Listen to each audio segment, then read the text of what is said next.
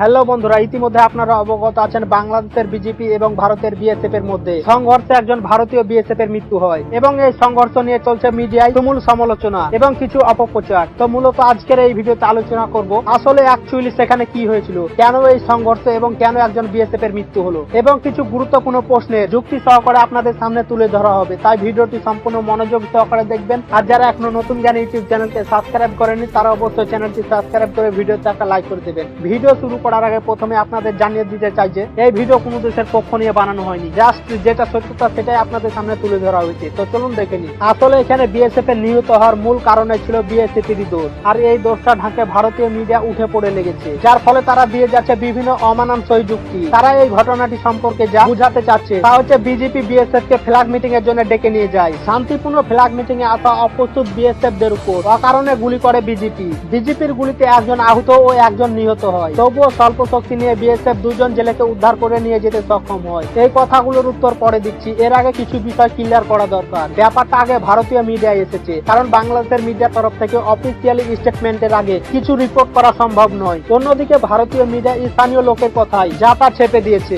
যেমন ভারতীয় মিডিয়া দাবি করছে নিহত বিজয় ভান একজন মেজর পদমর্যাদার ব্যক্তি, অথচ এই নামের কোন র্যাঙ্ক নেই বিএসএফ এর। এই বিষয় নিশ্চিত যে লোকাল হাওয়াই ভাষা কথাকে মিডিয়া ফিল্টার না করে ছেপেছে। এখন বিজেপির অফিসিয়াল স্টেটমেন্টও এসেছে ও স্থানীয় গুজবের কথার সাথে গরমিল গুলো স্পষ্ট বোঝা যাচ্ছে। তাও ভারতীয় মিডিয়ার কাজ ভারতীয় দৃষ্টিভঙ্গি থেকে প্রশংসনীয়। প্রোপাগান্ডা ও জরুরি অবস্থা। বাংলাদেশের মিডিয়া তাই অনেক কিছু শিখার আছে এদের কাছ থেকে। তবে ভারতীয়দের মধ্যে যারা একটু লজিক্যাল চিন্তা করে তারা এই ঘটনা নিয়ে কিছু প্রশ্ন তুলেছে, কারণ ভারতীয় মিডিয়ার বড়দের রয়েছে নানা অসঙ্গতি। প্রশ্নগুলো হলো ফ্ল্যাগ মিটিং এ গুলি কেন? কারণ এরকম ভাবে তো তাদের চিরশত্রু পাকিস্তানও গুলি করে না। তাহলে তো এবার বুঝতে পারছেন আসলে ফ্ল্যাগ মিটিং কি। দুটো টহল দল চাইলে কি হুট করে ফ্ল্যাগ মিটিং এ বসে যেতে পারে? এই ছবিতে স্পষ্ট ভাবে বোঝা যাচ্ছে যে ভারতের বিএসএফ জওয়ানদের ইউনিফর্ম অব্দি ঠিকঠাক ছিল না। তাহলে এটা কিভাবে সম্ভব যে তারা ফ্ল্যাগ মিটিং এ এসেছিল? তারপরও এই ঘটনাটি ঘটেছিল সকালবেলায় এবং ঘটনার পর বিজেপি ফ্ল্যাগ মিটিং করতে চেয়েছিল, কিন্তু তারা ততক্ষণ অপেক্ষা না করে ছিনিয়ে নিতে গিয়ে তাদের নিজেদের কনস্টেবলকে হারাতে হয়েছে। এরপরের প্রশ্ন, বিজেপি কি আগে গুলি চালিয়েছিল? বিজেপি আগে গুলি চালালে মরতো জেলেটা, বিএসএফ এর হেড কনস্টেবল না। কিন্তু বিজেপির সাথে বিএসএফ এর নৈতিক পার্থক্যটা হলো বিজেপি নিরস্ত্রের উপর কখনো ক্ষমতা দেখায় না, বরং ভারতের জেলেদের বিএসএফ এর মাঠ থেকে বাঁচাতে চাইছিল বিজেপি। এই কারণ হলো পরে হয়তো বিএসএফ অভিযোগ করবে যে বিজেপি নির্যাতন করেছে জেলেদের উপর। আর যদি বিজেপির গুলিরই ইন্টেনশন থাকতো তাহলে সাজানো অ্যাম্বুশ পাতা হতো, তাহলে যে কয়জন বিএসএফ এসেছিল তারা কেউ ফিরে যেতে পারতো না। আর নতুন বিজেপির আইন অনুযায়ী বিজেপি এখন আর ফায়ার অ্যাট উইলের ক্ষমতাটি নেই, তাই বিজেপি তখনই গুলি ছুটতে পারে যখন তার আত্মরক্ষার ক্ষেত্রে হয়। এখন আরেকটি প্রশ্ন হচ্ছে, বিএসএফ আগে গুলি চালালে বিজেপির পক্ষে হতাহতর ঘটনা ঘটেনি কেন? আসলে এই প্রশ্নটা বিএসএফ দের করা উচিত। আসলে তারা কতটা দক্ষ, কেন তারা গুলি লাগাতে পারেনি? গুলি তো দুই পক্ষই ছুড়েছে, কিন্তু সবাইকে তো গুলি লাগেনি। তো এই প্রশ্নটা অনেকটা হাস্যকর। এরপরের প্রশ্নটি হচ্ছে, বিএসএফ কি আক্রমণের নিয়েতে এসেছিল? এত কম শক্তি নিয়ে কেউ কি আক্রমণে আসে?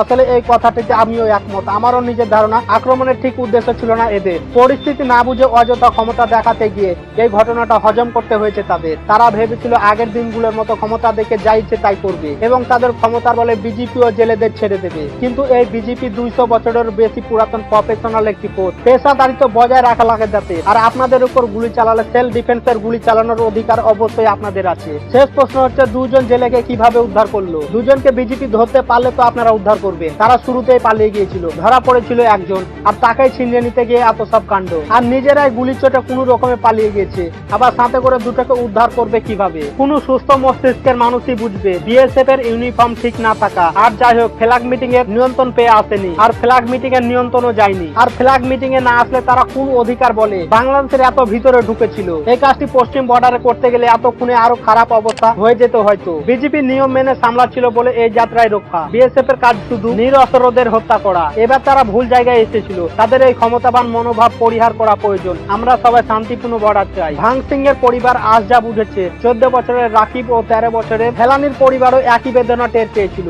তাই অকারণে ক্ষমতা দেখাতে মেরে ফেলা সেসব মানুষের কথা একবার ভাবুন। এখন পর্যন্ত বাংলাদেশ ভারত সীমান্তে বহু বাংলাদেশি মানুষ হত্যা হয়েছে। এর মধ্যে 2009 সালে কমপক্ষে 66 জন বাংলাদেশি বিএসএফ এর গুলিতে নিহত হয়। 2010 সালে 55 জন, 2011-12 সালে 24 করে, 2013 সালে 18 জন, 2014 সালে 24 জন, 2015 সালে 38 জন, 2016 সালে 25 জন, 2017 সালে 17 জন এবং 2018 সালে 3 জন নিহত হয়। সীমান্তে বিএসএফ বাংলাদেশি নাগরিকদের সঙ্গে শত্রুর চাইতে খারাপ আচরণ করেছে। আসলে সীমান্ত হত্যার পিছনে আসল কারণ হচ্ছে ভারতের মনোভাব। ভারত কাশ্মীর সহ পাকিস্তান সীমান্তে নিয়োজিত বিএসএফ সদস্যদের এখানে ঘুরে ঘুরে বাংলাদেশি সীমান্তে নিয়োগ করে। তাদের মধ্যে অধিকাংশ বাংলা ভাষী নয়। তাদের মনোভাব যুদ্ধ ভাব, ফলে পরিস্থিতি কোনোভাবে উন্নতি হচ্ছে না। ভারত যতই অজুহাত দাঁড় করাক, কোনো যুক্তি এখানে খাটবে না। কারণ প্রতিদিন বহু ভারতীয় ব্যবসায়ী, কৃষক ও সাধারণ মানুষ ভারত বাংলাদেশে বিভিন্ন কাজে প্রবেশ করে। বিজেপি চাইলে প্রতিদিন শত শত ভারতীয়দের গুলি করে হত্যা করতে পারে, কিন্তু এখানে প্রশ্ন হচ্ছে মানবিকতা, তাই সেটা সম্ভব নয়। তবে এত হিসাব নিকাশের কিছু নয়। মূল কথা হচ্ছে বাংলাদেশের উপর ভারত প্রভাব বিস্তার, মানে দাদাগিরি দেখাতে চায়। এটা মানসিক ভাবে সবসময় স্মরণ করিয়ে দেওয়ার জন্য যে বিএসএফ কর্তৃক নিয়মিত বাংলাদেশিদের খুন করা হয়। প্রসঙ্গত, বাংলাদেশ ও ভারতের মধ্যে 4096 কিলোমিটার সীমান্ত রয়েছে, যা পৃথিবীর পঞ্চম বৃহত্তম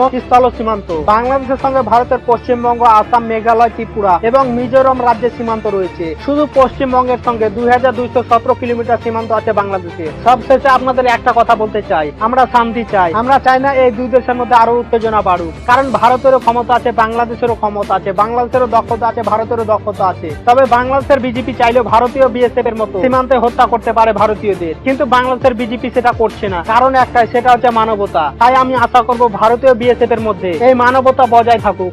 আপনাদের কি মতামত কমেন্ট বক্সে জানিয়ে দেবেন। ভিডিওতে একটা লাইক করে চ্যানেলটি সাবস্ক্রাইব করে নেবেন। ধন্যবাদ।